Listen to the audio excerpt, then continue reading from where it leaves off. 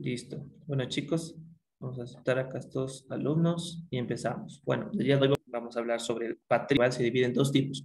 En un principio, patrística, que era guiado por los padres de la iglesia, y en segundo lugar, lugares especializados con enfoque teológico. Entonces, el día de hoy vamos a representativos dentro de la filosofía patrística, San Agustín de Hipona, representantes de la filosofía patrística. Vemos que cuando el cristianismo, en un segundito para silenciar los micrófonos.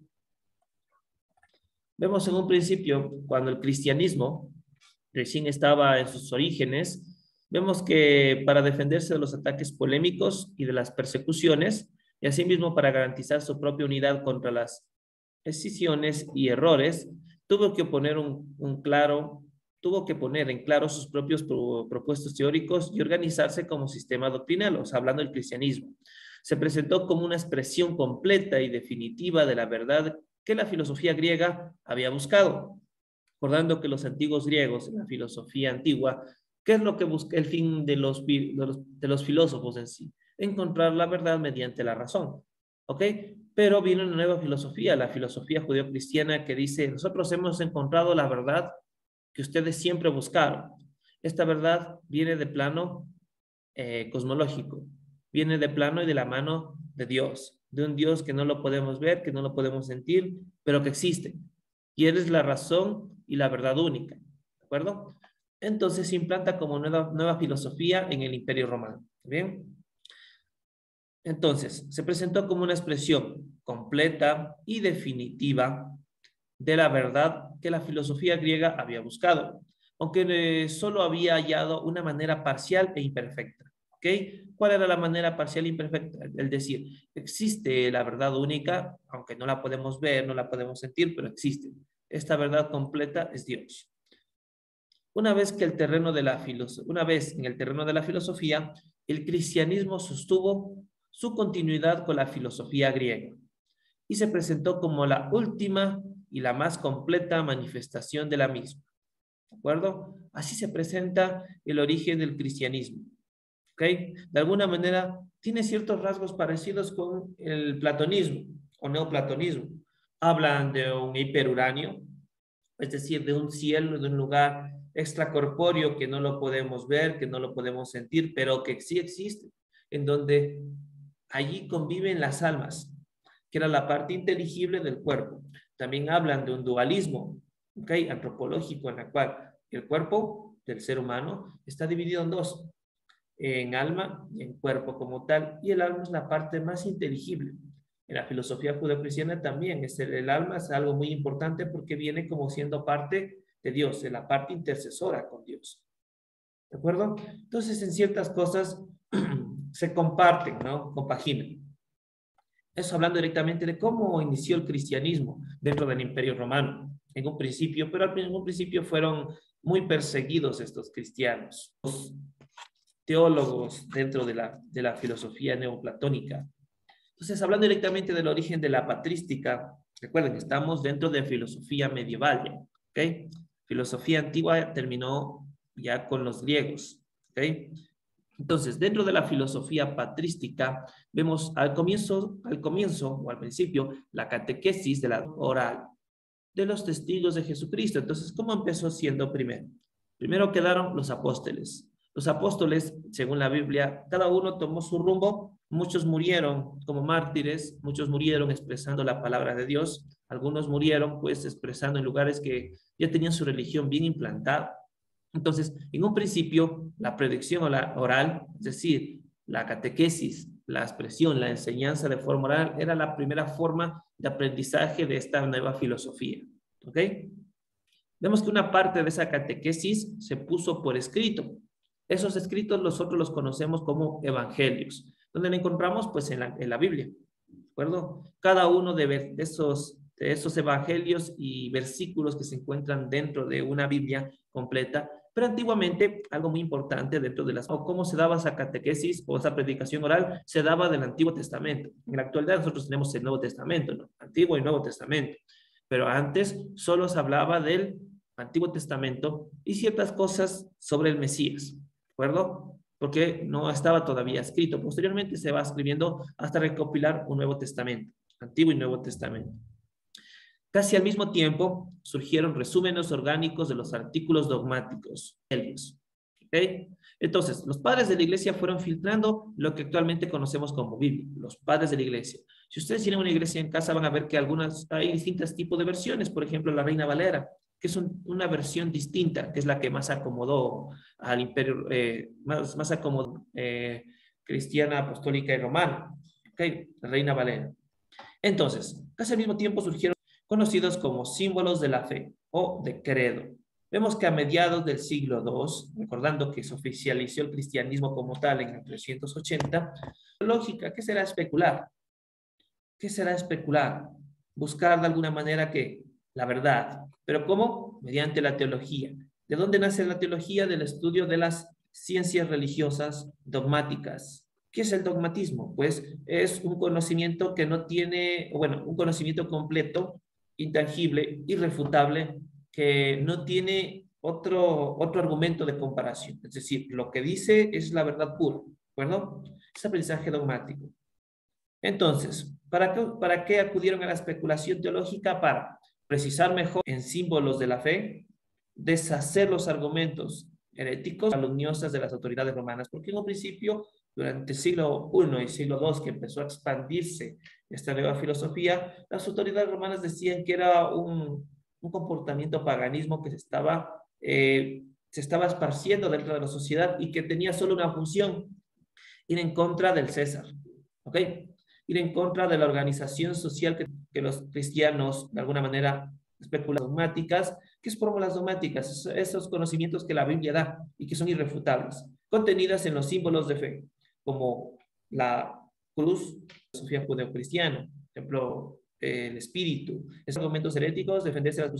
Hablando directamente de patrística, la patrística aquí, periodo es un periodo de tiempo, no es consolidado como tal, pero es un periodo de transición entre cuando eran perseguidos los cristianos hasta cuando se oficializan y empiezan los padres de la iglesia a dar aquellos conocimientos doctrinarios, ¿ok? Enfocados en la teología y que estos conocimientos son dogmáticos, doctrinal y fijación conceptual desarrollado por los padres de la iglesia, quienes se valieron de la filosofía en un principio el cristianismo, la nueva filosofía, porque los romanos en aquellos tiempos eran neoplatónicos, una filosofía completamente diferente. Otros tenían ciertos pensamientos, todavía seguían creyendo en dioses del Olimpo, por ejemplo, o no creían en nada, pero el imperio romano estaba bien implantado ya en su filosofía. Ingresan en la expansión del cristianismo las mujeres, que dentro de pequeñas iglesias en casa iban de alguna manera adoctrinando tanto a más mujeres como a hombres, especialmente a los niños, porque a los niños era alguna manera sustentable de que esta filosofía se siga implantando, ¿de acuerdo? Entonces, los padres de la iglesia, quienes se valieron de la filosofía pagana para explicar y defender que es la certeza de lo que no se puede ver, ¿ok? La certeza de que algo va a suceder a pesar de que existen factores que te hacen dudar de aquello.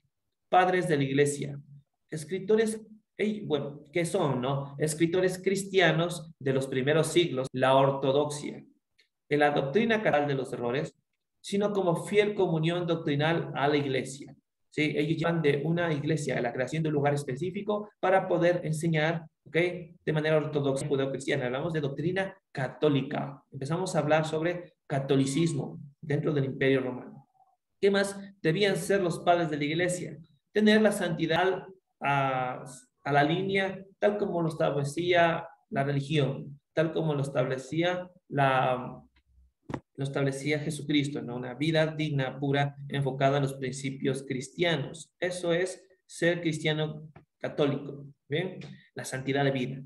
Aquí ya se habla de principios de principios sacerdotales, ¿no? En donde uno de ellos era el evitar tener pareja, tal como lo decía el apóstol Pablo, en la cual decía que tú puedes de alguna manera dedicarte enteramente a Dios, mas él no, bueno, él sugiere tener un cuerpo completo para Dios, es decir, guardarse completamente para Dios, pero él solo lo sugiere, no de alguna manera obliga, ¿ok? Pero muchos padres de la iglesia empiezan a ver esto como orden de ley. Y aquí empiezan los votos de castidad, ¿no? el reconocimiento o aprobación por parte de la Iglesia Católica, en la cual la Iglesia Católica como tal empieza a tener renombre, empieza a tener influencia social dentro de las personas, dentro del Estado, ¿ok? Y antigüedad. Entonces aquí se da un lapso de casi de los apóstoles en el año 100 y al comienzo de la Edad Media hacia el 700, la escolástica. Entonces se da un periodo súper enorme de patrística. Dice aquí, desde los comienzos del siglo segundo, ¿okay? Concilio de Nicea, prácticamente en el año 380, del Imperio Romano de Occidente, que ya imagino que lo están viendo, que el Imperio Romano cuando era completo, que abarcaba, que abarcaba provincias imperiales hasta el reino de Judea, donde vivió Jesucristo, luego empieza a desquebrajarse. Primero cae el Imperio Romano de Occidente, ¿okay? En manos de los bárbaros, y después continúa ciertos años más, hasta el 540 turcos, el Imperio Romano de Oriente, dura muchos años más. ¿Ok? Entonces, desde el Concilio de Nicea a la caída del Imperio Romano de Occidente, el Concilio de Nicea, 325, como lo ponen acá, pero la oficialización 380. Desde los comienzos del siglo VIII, este periodo es una transición de la Edad Media. Aquí en este periodo, ¿ok? Y aquí ya se empieza, ¿bien? Tenemos varios exponentes dentro de la patrística. Tenemos a Filón, vamos a hablar sobre San Agustín de Hipona, que sí me interesa que se conozcan bien sus principios, como parte de patrística, ¿no? Tenemos a Filón de Alejandría, ¿ok? Del año 10 al 45, ¿no? Vemos acá, buscar unir la filosofía y la revelación. ¿Cuál filosofía? El neoplatonismo. ¿Y por qué decían revelación? Porque de alguna manera la filosofía cristiana tiene un enfoque en la cual las personas tenían esperanza, tenían fe, y hablaba de un fin de la humanidad por sus pecados, en la cual la gente de alguna manera se revela ante la realidad completa. Y la filosofía y la revelación. De la escritura entresacó una filosofía mosaica. ¿Qué es una pintura mosaica? Ustedes que estudian un poco de educación artística, ¿no? Filosofía mosaica, hágase de cuenta que cada uno tiene sus propios matices. Tratan de combinar la filosofía neoplatónica con el cristianismo, viendo lo que más le interesa al ser humano. Era de origen judío, absorbió la tradición griega, uso de la alegoría filosófica. Hay que descubrir un mensaje filosófico escondido en la verdad revelada. Entonces, descubrir ciertas cosas o mensajes filosóficos que la teología, el cristianismo decía. Toma del concepto de logos, el logos griego. ¿Qué era logos griego? La lógica, el conocimiento racionalizado que permite descubrir las cosas mediante la verdad. Entonces, toma el concepto de logos griego para afirmar que es un segundo Dios y mediador entre Dios y los hombres. ¿Ok? En los primeros 4 siglos que dura patrística, podemos distinguir padres apóstoles y la escuela catequética de Alejandría. Entre los padres apóstoles, hablando un poco de los padres apostólicos, ¿ok? Luego van a tomar el nombre, ¿no? Son padres apostólicos o la religión apostólica. Apostólicos, ¿de quiénes aprendieron el conocimiento? ¿De quién? De los padres ligado, ¿sí? Al Nuevo Testamento. Aquí ya se había acuñado ciertos libros enfocados al Nuevo Testamento. ¿Qué parte del Nuevo Testamento? Todo lo que corresponde a Jesús de Nazaret, desde el nacimiento hasta su muerte y después, posteriormente, acuñado con las revelaciones que da el apóstol creo que es Pedro, o San Juan, no recuerdo muy bien, desconozco, en la cual nos habla de un apocalipsis como tal. ¿Ven? Entonces, los padres apostólicos tuvieron relación con los apóstoles, íntimamente ligados al Nuevo Testamento, desde que habla del nacimiento hasta la muerte de Jesús, forma epistolar, en pequeñas epístolas, ¿ok? En recursos literarios se les ya debe conocido lo que es la epístola, ¿ok?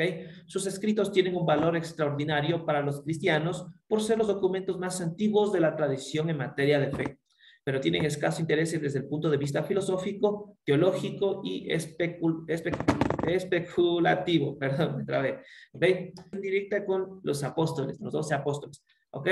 Tenemos acá a San Esmirna, Papías de Hirápolis, Pseudo Bernabé y Hermas enfoques de sus escritos o sus prédicas. Al haber sido relacionados con los apóstoles o haber aprendido de los maestros, lo saben, ¿sí? Dios Padre, Dios Hijo y Espíritu Santo. La encarnación ¿Quién es la encarnación? Pues Jesucristo y resucitó por los seres humanos. Dentro de la catequesis, de comportarse el ser humano dentro de sociedad, el cristocentrismo. Irán anotando todos los principios que se les estoy diciendo. Cristocentrismo, es decir, y los seres humanos giran alrededor de él de alguna manera. La vida gira en torno a los principios teológicos, a Dios, a Jesucristo. ¿Okay? También nos habla de teológicas o polémicas.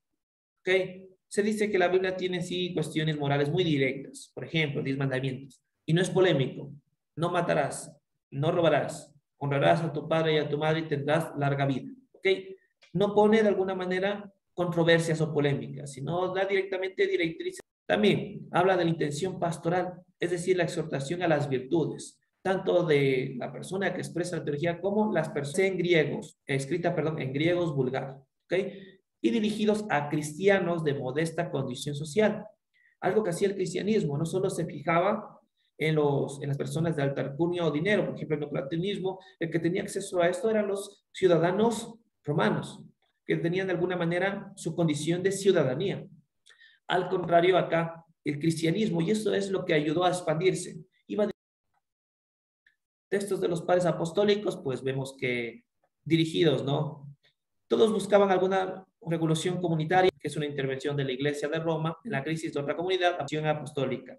Las cartas de San Ignacio de Antioquía, responsabilidad de un obispo frente a una cisma y una herejía. ¿Okay?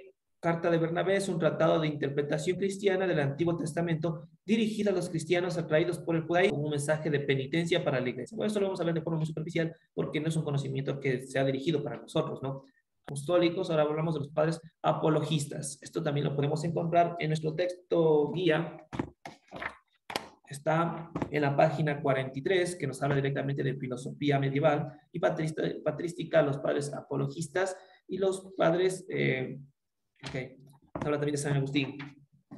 Muy bien, entonces, ¿qué hacen los padres apologistas?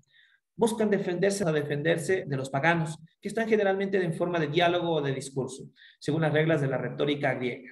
¿Bien? Se distinguen padres a bienvenida de apoyo de la razón, ¿okay? En tanto que la mente romana subraya siempre, primero, ¿qué decía? La aceptación de la fe cristiana, el primer factor, y el segundo, la suprapersonal. Aquí tenemos padres apologistas griegos, de los más representativos, a Quadrato, apóstoles, San Justino, primer platónico cristiano. Miren, hablamos aquí de importante de los apologistas. Se identificó el logos griego con Jesucristo. Miren, ¿qué mezcla? El razonamiento lógico. Las semillas del verbo están presentes en todos los hombres, incluso los paganos, para conocer la verdad. Entonces, necesidad de aprender del verbo. ¿Cuál es el verbo? Ok, Dios único es el verbo, ¿sí? Lo que él dice, el alfa y el omega, el principio y el fin. Él es el verbo. Es en todos los hombres o mujeres, incluso de la gente pagana, a pesar de que no les interesa creer. Pero sienta la única discípulo de Justino, adversario de la filosofía griega, o sea, del neoplatonismo. Atenágoras, de Dios, y profundizó el problema de la Trinidad. ¿Okay? Teófilo de Antioquía explicó la Trinidad a través de la Minucio Félix. Condena la filosofía griega por grandilocuente. ¿Qué es grandilocuente? Es decir, que habla demasiado, explica mucho, pomposa, es decir, estaba dirigido por gente que se creía superior, que creía tener todo el conocimiento, vana, abstracta, es decir, que no se entendía, o que muy pocos lo entendían. La doctrina cristiana, que es enfocada al pueblo, puede considerarse sabiduría del corazón. Ahora ellos hablan de que ya el conocimiento no se basaba en el espíritu, ahora el conocimiento estaba y la sabiduría estaba en su corazón. No hablan de cerebro, ahora ellos dicen que el conocimiento está en el corazón, porque es auténtica y profunda, es decir, era correcta y verdadera, el corazón latía más fuerte. Entonces ellos asumían que el corazón era la parte inteligible y que iba conectada con Dios. Sabiduría del corazón. Tertuliano. Atenas y Jerusalén no tienen nada en contra, dicen. Creo porque es absurdo. El alma es por naturaleza. Según esto, ¿okay? Los nuevos conocimientos o la filosofía griega te aleja de la verdad, pero se dice que tú naces con esa necesidad de conocer a Jesucristo, pero la filosofía y el conocimiento pagano te aleja. Eso lo dice Tertuliano de Alejandría. Aquí tenemos a San Clemente de Alejandría, armonía entre la fe y la razón que hay en el cristianismo. La filosofía no vuelve más fuerte a la verdad, pero defiende la fe de los ataques de los enemigos de la verdad. ¿Okay? Aquí nos habla de Dios trascendente, lo hace incomprensible para la mente humana. Jesús, unigénito de Dios, subsistente. en la que desde siempre existen las ideas de todos los seres, es decir, está por debajo del pan. La encarnación del alma humana depende de sí, no es negativo y puede ser instrumento de expiación y purificación, es decir, cárcel. Sin embargo, una sola vida no es suficiente. Orígenes incurrió en campos, hablando de Clemente de Alejandro, del edicto de... Vemos acá con eso terminamos esta parte y luego nos conectamos. Como manifestarse públicamente, pero no lo oficializa. Este acontecimiento permitió el cristianismo y el concilio de Nicea en el 325, ok, como credo. Este periodo es el mayor Agustín, a quien veremos en la sesión posterior. Tenemos de Areopagita. ¿De acuerdo? Ahorita se va a clase. ¿Bien? En 5 minutos.